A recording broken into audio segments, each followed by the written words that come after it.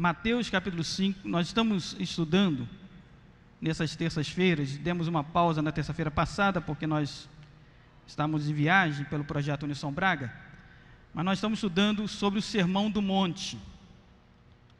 Na semana retrasada, nós estudamos a primeira parte, que pega no Mateus capítulo 5, do versículo 1 até o versículo 16.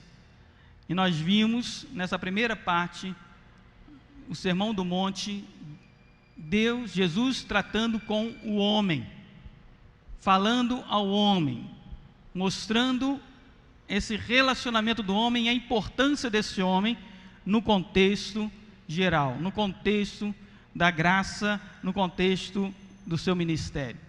Hoje, nós vamos um pouco mais adiante, nós vamos ver o Sermão do Monte, a segunda parte. Vamos falar sobre a lei, e nós vamos estar, do texto vai ser de Mateus capítulo 5, do verso 17, e vamos até capítulo 6, verso 4, Jesus tratando sobre a lei, falando da lei, aplicando a lei, e nós vamos ver esses desdobramentos nessa noite, amém, irmãos? Então abra sua Bíblia lá, nós vamos fazer essa leitura, é uma leitura grande, mas nós precisamos fazê-lo. Mas eu vou fazer o seguinte, eu vou fazer por etapas. A cada tema que nós formos fazendo, a gente faz a leitura então. Nós vamos ler agora do versículo 17 ao verso 20 do capítulo 5. Não penseis que vim revogar a lei, ou os profetas. Não vim para revogar, vim para cumprir. Porque em verdade vos digo, até que o céu e a terra passem, nenhum i ou um tio jamais passará da lei, até que tudo se cumpra. Aquele, pois, que violar um destes mandamentos, posto que dos menores, e assim ensinar aos homens, será considerado mínimo no reino dos céus. Aquele, porém, que os observar e ensinar, esse será considerado grande no reino dos céus. Porque vos digo que se a vossa justiça não excederem muito a dos escribas e fariseus, jamais entrareis no reino dos céus. Então, o primeiro ponto vai nos falar sobre Jesus e a lei.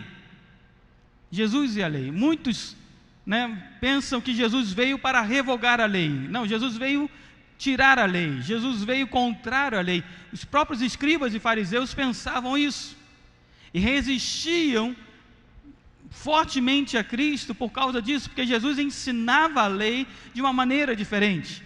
Porque Jesus falava da lei, falava das escrituras de uma maneira diferente, de uma maneira que o povo entendia, de uma maneira que as pessoas compreendiam, não pelas escolas do conhecimento, não pelas escolas de profetas, não pelas escolas de sacerdotes, mas Jesus ensinava a linguagem do povo. O que aconteceu na Reforma Protestante, nós vimos naquela palavra, naquela palestra que nós falamos, naquele domingo pela manhã, quando comemoramos os 498 anos da Reforma Protestante, foi exatamente esse processo, ou seja, Lutero, ele trouxe a palavra de Deus novamente para o povo, para o entendimento do povo, porque o povo não tinha acesso à Bíblia, não tinha acesso à palavra, e errava, e era conduzido segundo aqueles que dominavam a palavra. Então Jesus, ele ensina isso. Então Jesus não veio para revogar, Jesus veio para cumprir a lei. Qual é a diferença, pastor? A diferença é que Jesus foi o único capaz de cumprir toda a lei. Foi o único. Ninguém mais conseguiu cumprir toda a lei. Porque a lei diz o seguinte: se você andar correto, acertar em 99%, você é um homem bom, mas se você errar em 1%, você errou em tudo.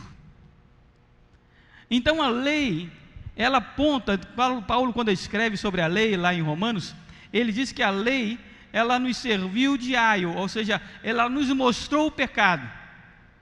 Porque quem não conhece a lei não conhece o pecado. Porque é a lei que diz: não matarás, não roubarás, não adulterarás, não dirás falso testemunho. É a lei que diz. É a lei que vai nos falar do que nós devemos fazer. E quando não temos lei, então o que você fizer está feito. Ok? Então Paulo nos diz lá que a lei nos serviu para mostrar a nossa situação, o nosso distanciamento de Deus. O quanto, por mais que a gente faça, nós nunca seremos capazes de ter ou viver plenamente uma vida santa, perfeita, que é a vontade de Deus para nós. Então Jesus não veio revogar, Jesus veio cumprir. Ele cumpriu a lei, nele, foi o único capaz, do início ao fim. Tanto fez que quando Jesus vai à morte, vai para a cruz, ele se fez pecado não tendo pecado. Ele assumiu os nossos pecados, ele que era perfeito, era santo, era justo, mas para cumprir a lei, ele se fez pecado por nós. E nesse processo, ele morre por nós, nos substituindo naquela cruz do Calvário. Cruz essa que estava destinada a mim e a você. E pelo pecado e pela lei, também foi providenciado a nossa salvação. Ora, porque todos pecaram e destituídos estão da glória de Deus, faz-se necessário que Deus envie um mediador, que Deus envie um homem justo, fiel, para morrer pelos pecadores. Paulo, lá em Romanos, ele trata muito bem disso, sobre a lei, sobre a justiça de Deus e sobre a salvação que haveria de vir em Cristo Jesus. Mas, irmãos, quando nós tratamos e vemos Jesus falando a respeito dessa lei, e ele diz, olha, não vai nem um i ou um tio jamais passará da lei, até que tudo se cumpra. A palavra de Deus, ela há de se cumprir em tudo. Todas as profecias prometidas, elas se cumprirão, todas, sem exceção. Uma a uma vai se cumprindo, porque a palavra de Deus não cai por terra. A palavra de Deus é verdade, é absoluta, é a palavra de Deus. E tudo aquilo que o Senhor prometeu, tudo aquilo que o Senhor profetizou, vai se cumprir.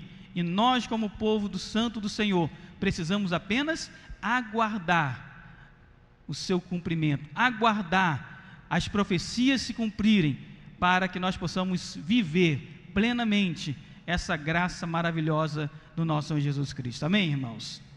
A segunda parte, vamos ver sobre a lei e a graça. Jesus vai nos falar desse dualismo da lei e da graça. Versículo 21 em diante, olha na Bíblia comigo. Ouviste que foi dito aos antigos, não matarás. E quem matar estará sujeito a julgamento. Eu, porém, vos digo que todo aquele que sem motivo se irá contra seu irmão, estará sujeito a julgamento, e quem proferir um insulto a seu irmão, estará sujeito a julgamento do tribunal, e quem lhe chamar tolo, estará sujeito ao inferno de fogo. Se, pois, ao trazeres ao altar a tua oferta, ali te lembrares de que teu irmão tem alguma coisa contra ti, deixa perante o altar a tua oferta, vai primeiro reconciliar-te com teu irmão, e então, voltando, faze a tua oferta. Entre em acordo sem demora com o teu adversário, enquanto estás com ele a caminho, para que o adversário não te entregue ao juiz, o juiz ao oficial de justiça, e sejas recolhido à prisão. Em verdade te digo que não sairás dali, enquanto não pagares o último centavo. A primeira parte que Jesus vai nos falar é a diferença da lei e da graça. E muitos acham mais fácil a graça do que a lei, e de fato a graça, ela tem o poder perdoador, misericordioso. A lei, ela é mais fria. A lei fez, pagou, não fez, não pagou, então é algo imediato. Mas não se engane, a graça, ela é muito mais, ela tem uma ampliação muito mais, ela se aplica muito mais forte à nossa vida, e Jesus vai nos mostrar isso aqui. Ora, ele diz assim: ouviste que falaste dos homicídios, a lei diz, não matarás. Está ótimo. Quem já matou alguém aí? Levanta a mão. Ninguém? Tem certeza? Segundo a lei mosaica, talvez você não tenha matado ninguém. Mas segundo a graça, o que Jesus diz? A graça? Todo aquele que se irá contra o seu irmão estará sujeito a julgamento. E quem proferir um insulto a seu irmão estará sujeito ao tribunal. E quem lhe chamar tolo, tolo é uma palavra até bem, nos nossos dias, né? Bem light, estará sujeito ao inferno de fogo. Ora, a lei aponta apenas para o ato, você matou, você tirou a vida de alguém. A graça vai muito além disso. A graça diz não apenas o ato, mas a atitude, o pensamento, o coração, a intenção. E diz, olha, se você se irou e não perdoou, você já está sob julgamento. Ora, se você tomou uma atitude mais forte e foi lá e insultou, você está sujeito a um julgamento mais forte. Não, mas você foi lá e não apenas insultou, você chamou ele de tolo, de tudo quanto é palavras, você está sujeito ao inferno de fogo.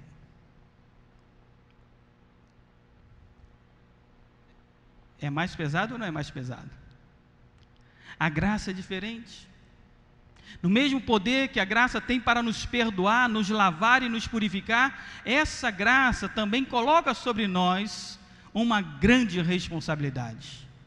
Não é pelo fato que nós temos o perdão de Deus que nós podemos sair fazendo o que bem entendemos, ou errar do jeito que nós bem queremos errar. Ah, porque a graça perdoa tudo, então eu vou fazer.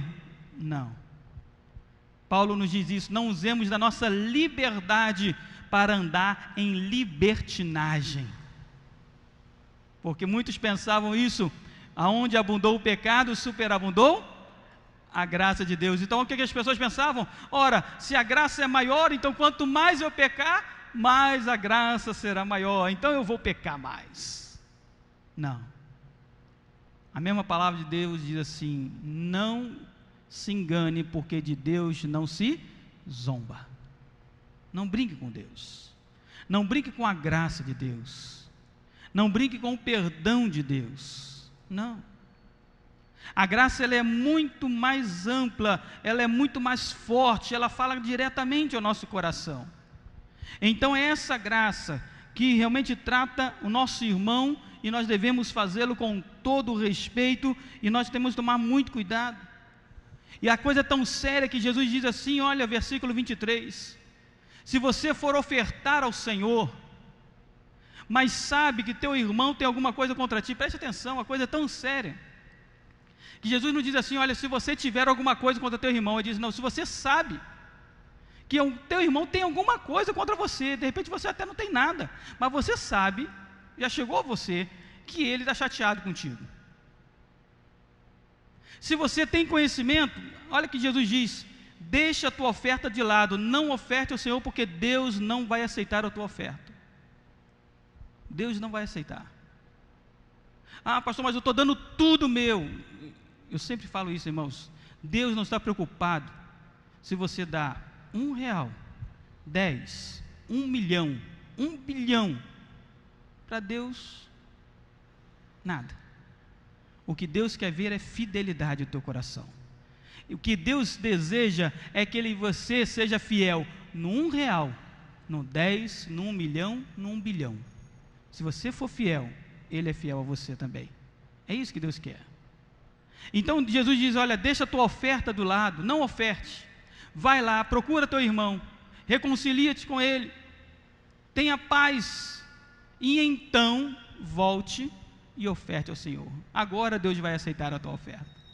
Porque se você fizer a sua oferta sem reconciliação, é religiosidade.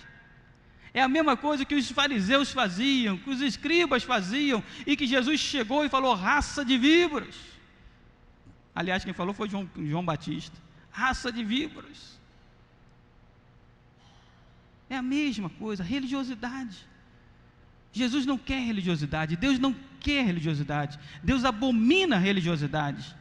Ele ama o pecador, Ele ama aquele com coração contrito e quebrantado, não desprezará o Senhor. Ele quer um povo santo, justo, um povo que se pareça com Ele. Nós somos chamados cristãos porque nós devemos trazer nas nossas vidas as marcas de Cristo, as características de Cristo. Por isso nós somos chamados cristãos, porque o Senhor traz sobre nós o seu Espírito. Olha como é sério. Mais uma coisa que a lei vai nos falar, e é diferente da graça, versículo 27 em diante, do adultério. Ouviste que foi dito, não adulterarás. Eu, porém, vos digo, qualquer que olhar para uma mulher com intenção impura, no coração já adulterou com ela. Se o teu olho direito te faz tropeçar, arranca-o e lança-o de ti. Pois te convém que se perca um dos teus membros, e não seja todo o teu corpo lançado no inferno. E se a tua mão direita te faz tropeçar, corte-a e lança de ti, pois te convém que se perca um dos teus membros, e não vá todo o teu corpo para o inferno. Também foi dito, aquele que repudiar sua mulher, dê-lhe carta de divórcio. Eu, porém, vos digo, qualquer que repudiar sua mulher, exceto em caso de relações sexuais ilícitas, a expõe a tornar-se adúltera, e aquele que casar com a repudiada, comete adultério. Duas coisas que Jesus vai falar a respeito. O primeiro, sobre o adultério. Ele diz que a lei diz, ato, não adulterarás, ato. Na graça, ele diz, aquele que olhar com intenção impura. E aqui homem e mulher, né? Ele se aplica, mas homem e mulher. Aquele que olhar com intenção impura, já adulterou no seu coração. Ora, mas a lei dizia que eu tinha que cometer o ato. É verdade, mas a graça diz que se você apenas pensar, se você apenas desejar, cobiçar, você já está em pecado. Você já está pecando. Então a graça, ela vai mais profunda, ela vai mais no nosso coração e menos nos nossos atos. E dentro desse propósito ainda, Jesus vai nos falar a respeito de divórcio. Irmãos, como nos nossos dias a questão do divórcio tem sido tratada de uma maneira tão displicente. De uma maneira tão displicente. A única condição que o Senhor Jesus nos fala a respeito do divórcio é uma. Única condição, uma, mais nada. Ah, pastor, mas não tenho mais. É uma, só uma. Ah, mas Moisés falou que nós podíamos dar carta de divórcio. Jesus disse assim, mas não foi assim desde o princípio. Não foi assim. Esse não foi o propósito de Deus. Não foi o propósito. O propósito do Senhor é outro para o homem. Quando Deus constitui o casamento, lá no jardim do Éden, e Deus fala, deixará o pai, o homem, pai e mãe, se unirá à sua mulher, e serão os dois uma só carne. É o propósito de Deus. E então a única condição que Jesus vai ratificar o casamento, a única está aqui no versículo 32, e nenhuma mais. Ele diz, exceto em caso de relações sexuais ilícitas, como adultério, ou outras questões relacionadas a atos sexuais, exceto. Casais que depois de 20 anos, nós não temos o mesmo gênio. Depois de 20 anos que vocês foram ver isso? No namoro não viu? No noivado não viu? Passou 20, 30 anos para ver isso? É sério, irmãos. É sério. A graça, ela nos chama a uma responsabilidade muito maior. Muito maior. A graça nos chama para nós vivermos uma plenitude do que Deus espera do seu reino entre os homens. E está muito mais direcionado ao nosso coração. Pense nisso. Muito mais direcionado ao nosso coração do que às nossas ações. Veja, se você apenas pensar, veja, se você falar, Atos, vem depois do coração. Vem depois do coração. Mais adiante, versículo 33. Agora Jesus vai falar a respeito dos juramentos. Lei. Também ouviste que foi dito aos antigos, pela lei: não jurarás falso, mas cumprirás rigorosamente para com o Senhor os teus juramentos. Eu, porém, vos digo, de modo algum jureis. De modo algum jureis. Nem pelo céu, por ser o trono de Deus, nem pela terra, por ser estrado dos seus pés, nem por Jerusalém, por ser cidade do grande rei, nem jures pela tua cabeça, porque não podes tornar um cabelo branco ou preto. Seja, porém, a tua palavra sim, sim, ou não, não. O que disso passar vem do maligno. Olha que Jesus vai falar novamente, a lei diz, você pode jurar. E Jesus diz, não jure. Porque, a primeira coisa, Davi diz assim, Deus não se agrada de voto de tolo. Os irmãos lembram desse texto? E se você votou, não demore em cumpri-lo. O juramento, irmãos, normalmente ele está relacionado quando você quer reafirmar uma verdade, você quer autenticidade naquela verdade. Então, para que a pessoa entenda que você não está mentindo, você diz, eu juro, por isso, por aquilo. Eu já ouvi pessoas falar, né? Eu juro pela minha mãe mortinha. A mãe já morreu há muito tempo. Aquele juramento já foi embora. Não. Jesus disse, não é por isso. Não jure porque vocês não podem mudar as coisas. Você não jura pelo céu porque não é teu, pertence ao Senhor. Não jura pela terra porque pertence a Deus também. Não jura por Jerusalém porque é a cidade do grande rei. Nem mesmo pela tua cabeça você tem controle, porque se o cabelo cair você não consegue voltar. Você não tem domínio. Mas que a tua palavra seja uma palavra franca, verdadeira, justa. É sim ou não. É sim ou não. Meu irmão, você, sim. Meu irmão, você fez isso? Não. É sim ou não. O que vai além disso, Jesus é muito claro, vem da quem? Vem do maligno. Há uma expressão no mundo acadêmico, jurídico, que diz assim, que uma verdade dita, que uma mentira dita, muitas vezes, com plena convicção, ela se torna uma verdade. É verdade isso? Não. É verdade da afirmação, né, das palavras, mas não é verdade. Uma mentira sempre será uma mentira. Você pode falar veementemente, pode jurar, mas continuará a ser uma mentira. E que tem um pai, que é o diabo. E a verdade sempre será verdade, doa a quem doer, é verdade. E Jesus diz, eu sou o caminho, a verdade e a vida. Ele é a verdade, não existe outra verdade. Mais adiante Paulo vai nos falar que nós devemos nos cingir com a verdade, quando vai falar a respeito, né, da batalha espiritual que nós temos que nos revestir, e Paulo diz, olha, cingi-vos com a verdade. O servo de Deus, aquele que conhece o Altíssimo, ele nunca pode se aliançar com mentira. Meias verdades, irmãos, é mentira.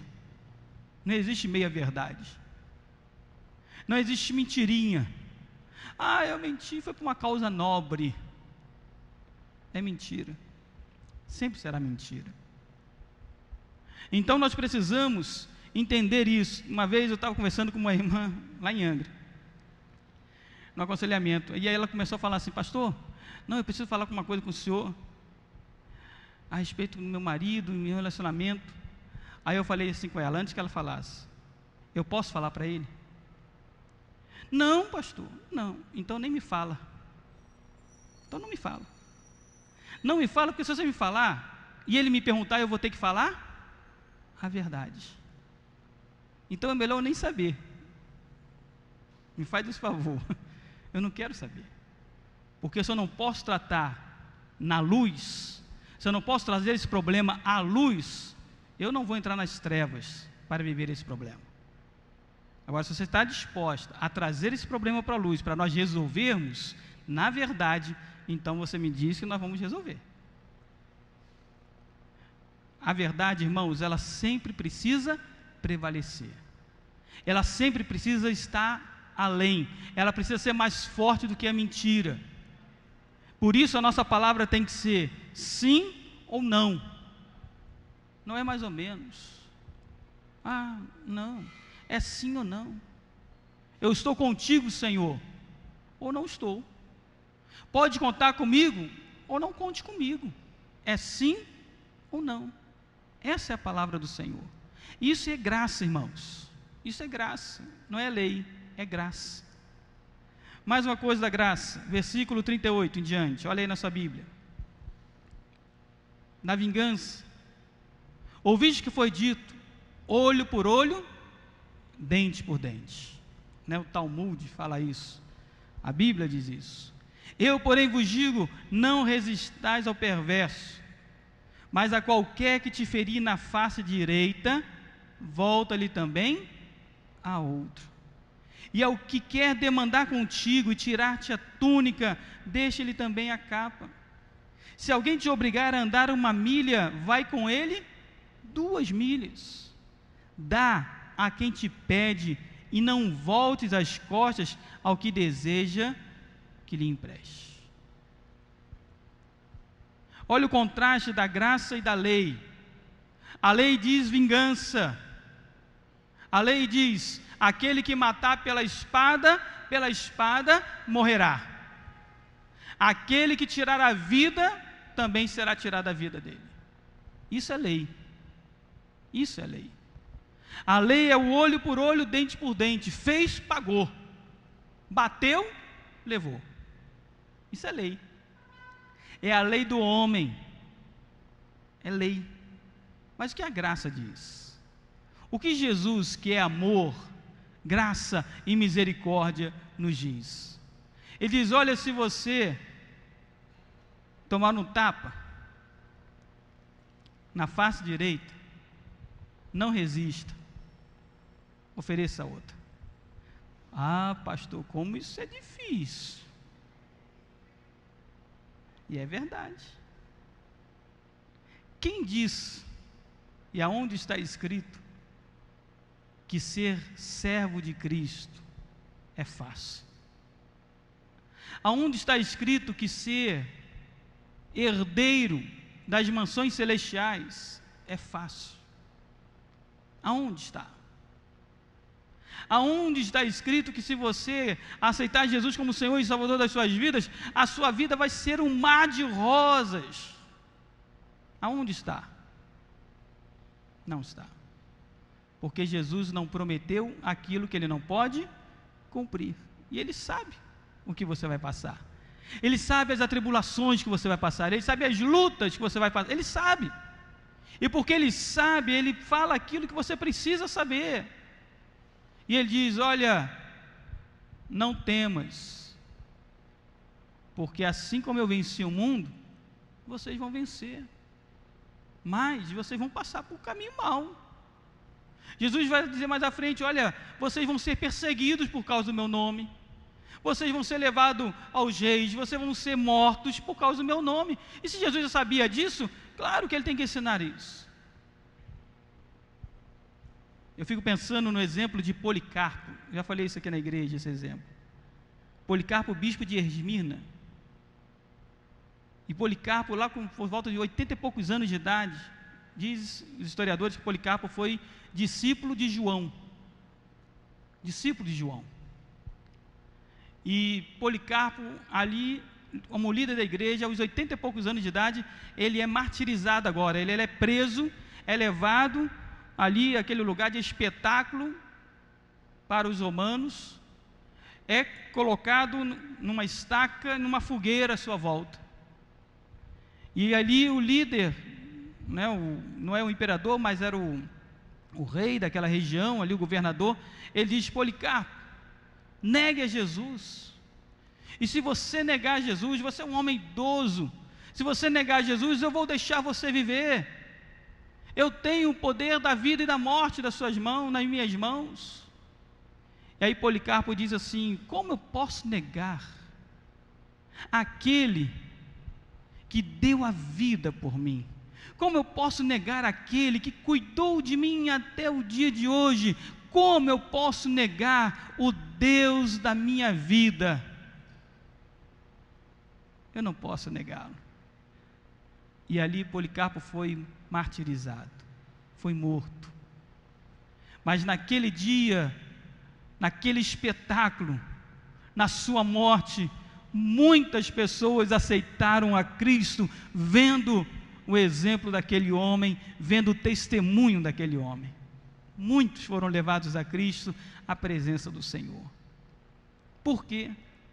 Ele podia não querer voltar a outra face, ele podia ter falado: não, eu vou negar a Jesus agora e depois eu volto de novo, Jesus vai entender.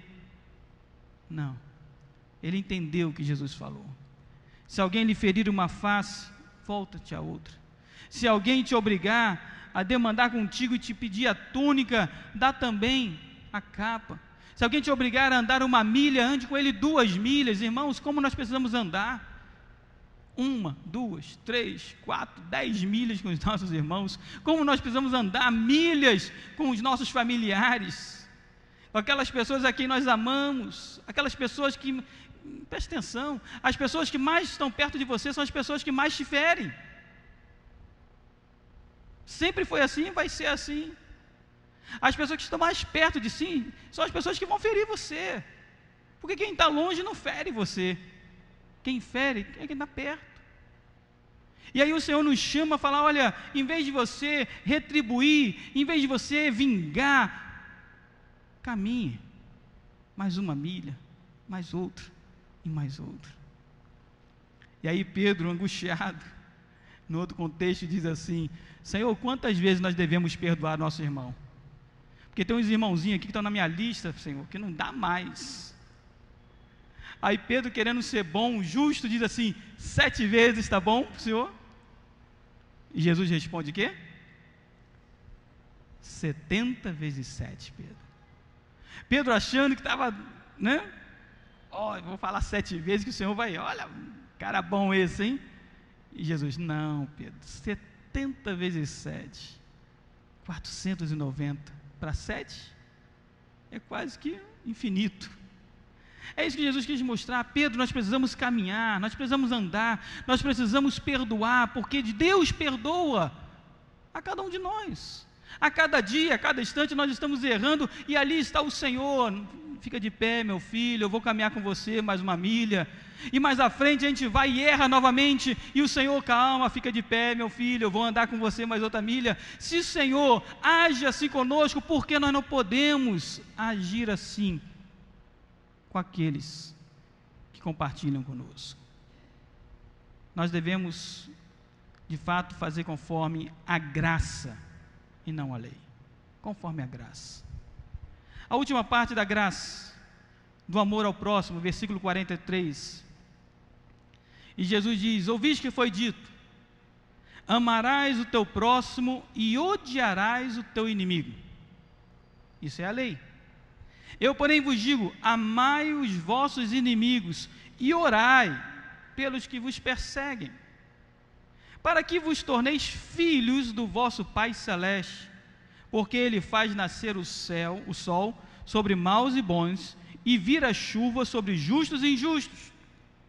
Porque se amardes os que vos amam, que recompensa tendes? Não faz os publicanos também o mesmo?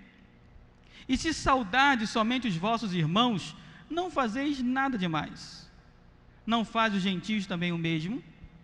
Portanto, sede vós perfeitos, como perfeito é o vosso Pai Celeste. Jesus, tratando a respeito do amor ao próximo, ele diz: olha, a lei diz que você tem que amar o teu irmão e odiar o teu inimigo. Mas a graça diz: ame o teu próximo como a ti mesmo. E ainda que se levantem inimigos contra você, orai pelos vossos inimigos, abençoai os vossos inimigos. Aqueles que vos perseguem, ore, coloque diante de Deus, não aquela oração conforme João e Tiago chegaram perto de Jesus, quando Jesus foi rejeitado lá por uma vila, pelos samaritanos. Veio João e Tiago, seu irmão, falou: Senhor, quer que a gente clame a Deus e venha fogo do céu e consuma esse povoado todo? Aí Jesus falou assim: não, rapaz, não, vocês não entenderam nada ainda. Eu não vim trazer justiça, eu não vim para consumir, eu vim para trazer a presença de Deus àqueles que se achavam perdidos. Eu vim trazer uma mensagem de amor e de esperança, não uma mensagem de condenação ou uma mensagem de perdição. Vocês não entenderam ainda o Evangelho da Graça. Esse Evangelho da Graça nos diz que nós devemos amar aqueles que nos amam, mas também devemos amar aqueles que nos perseguem, aqueles que pensam diferente de nós, aqueles que talvez nem gostem de você, mas você deve amar.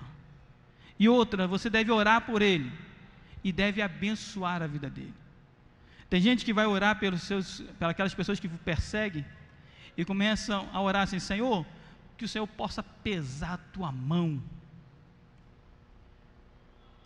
Isso é a vingança, irmão. Não, não é isso que Deus quer. Muda a sua oração. Tem alguém te perseguindo? Tem alguém que se colocou como inimigo teu? Abençoe a vida dele. Ore a Deus e fala: Senhor, eu quero abençoar a vida desse irmão. Eu quero abençoar a vida dessa pessoa, do meu chefe, Senhor. Ele me persegue todo dia, mas eu quero pedir que o Senhor abençoe ele, abençoe a casa dele. Porque se ele está fazendo isso, é porque ele está sendo perturbado pelo maligno, é porque alguma coisa tem que não está caminhando bem. Senhor, abençoe, porque se o Senhor entrar com a tua bênção na vida dele, tudo vai ser diferente. Ele vai agir diferente, ele vai pensar diferente. Começa a abençoar, começa a clamar a Deus, começa a chegar lá no teu ambiente de trabalho, em vez de você já chegar com a cara feia, porque o teu chefe está de cara feia, você chegar lá: bom dia, chefe, olha, eu orei por você hoje, e Deus vai abençoar o seu dia. A palavra de Deus diz que quando nós retribuímos amor em vez de mal, nós começamos a juntar brasas vivas na cabeça daquela pessoa. Você começa a colocar brasas vivas na cabeça, aquela pessoa não começa a querer entender por que ela faz o mal para você e você trata ela bem. Ela começa a querer entender isso. Como pode? Eu faço tudo para derrubar você, e você vem aqui e me abençoa, e você vem aqui e traz um cafezinho para mim, e você vem aqui e ora por mim. Eu não estou entendendo. O que é isso? E aí você tem a oportunidade de falar: isso é o amor de Cristo, isso é a palavra de Deus, isso aí é a graça do Senhor, que me convida a viver não apenas pela lei, mas me convida a viver além da lei. É a graça, é maravilhosa, é o amor de Jesus, e o amor que inunda o meu coração, eu também que quero que inunde o seu coração. Como será diferente as coisas? Como será diferente? Em terceiro e último lugar, irmãos, nós vamos ver a justiça humana versus a justiça divina. Vai do capítulo 6, verso 1 até o verso 4. Capítulo 6, verso 1 diz assim: guardai-vos de exercer a vossa justiça diante dos homens, com o fim de serem vistos por eles, de outra sorte não tereis galardão junto de vosso Pai Celeste. A palavra de Deus vai nos falar a respeito da justiça. Muitas pessoas querem praticar a sua justiça para ser visto e aplaudido. Ora, a esses que querem ser vistos e aplaudidos, já receberam a sua recompensa. Não tem nada mais a contabilizar no céu. Quando você chegar lá e falar assim: Senhor, e aquilo tudo que eu fiz? Aí Jesus vai responder: você já recebeu os aplausos que você queria. Aqui está zerado a tua conta. Não tem nada a favor, porque você queria isso. Você queria aplauso, você recebeu aplauso. A justiça do homem é diferente da justiça de Deus. O Senhor vai nos falar que se você faz alguma coisa em secreto, secreto é porque você não precisa falar para ninguém. Você faz o bem, mas não precisa falar para ninguém. Você agiu bem, não precisa falar para ninguém isso. Deus, que vê todas as coisas, Ele vai recompensar você. Se você não recebeu os aplausos dos homens, não fique frustrado por causa disso. Sabe por quê? Quem quer aplaudir você é o Senhor. Ele é que quer aplaudir você. E Ele vai te aplaudir não é aqui, Ele vai te aplaudir quando você chegar lá. E Ele vai falar: olha, está vendo aquilo tudo ali? É teu, porque você fez por merecer, porque você mereceu cada uma daquelas recompensas, você mereceu porque você agiu certo, você mereceu porque você agiu conforme a palavra que eu ordenei. Então a justiça humana, irmãos, diz que nós precisamos ser reconhecidos, aplaudidos. A justiça de Deus vai além. Ela diz que aquilo que você faz em secreto, o Senhor te recompensa. E então, continuando dentro desse princípio de justiça, no versículo 2 ao verso 4, diz assim: quando, pois, deres esmola, não toques trombeta diante dos homens, como fazem os hipócritas, nas sinagogas e nas ruas, para serem glorificados pelos homens. Em verdade vos digo que eles já receberam a recompensa. Tu, porém, ao dares a esmola, ignore a tua mão esquerda o que faz a tua mão direita, para que a tua esmola fique em secreto, e o teu Pai que vê em secreto te recompensará. Ora, a palavra do Senhor, Jesus vai nos falar a respeito disso. Deixe Deus exercer a sua justiça na sua vida. Nós somos chamados a praticarmos boas obras, nós somos chamados a fazermos o bem. E se nós o fazemos, irmãos, nós não fazemos mais do que nós devemos fazer. Às vezes nós pensamos assim: poxa vida, fulano fez isso de bom, mas não era para fazer? Não é isso que Deus espera de você? Deus espera isso de nós. Então, quando nós agimos certo, nós não fazemos mais do que a nossa obrigação, como servos do Senhor. Nós não precisamos receber aplausos por isso. Mas é porque a gente olha para o mundo e vê um mundo tão conturbado. Quando alguém vai, e a gente tem vários exemplos disso, né? Alguém que vai, esquece lá uma mala de dinheiro, né, no táxi, o taxista vai lá e devolve. Isso sai na mídia, né?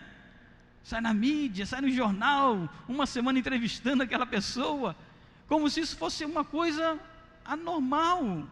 E na verdade não era para todos serem assim. Não é isso que Deus espera de todos? É isso. Não precisa ter aplausos. Agora, quando eu quero fazer o bem, eu não preciso tocar trombeta, porque os hipócritas faziam isso. Quando eles queriam dar esmola, junto com a esmola eles já traziam um corneteiro ali, e ali no meio da praça, aquele hipócrita, aquele fariseu, aquele religioso falava assim: ó, toca a trombeta aí. Aí tocava, todo mundo parava, aí ele: ó, estou dando esmola aqui. E aí dava aquela esmola, para todo mundo ver. Aí todo mundo: pô, fulano é gente boa demais, hein? Olha o que ele está fazendo.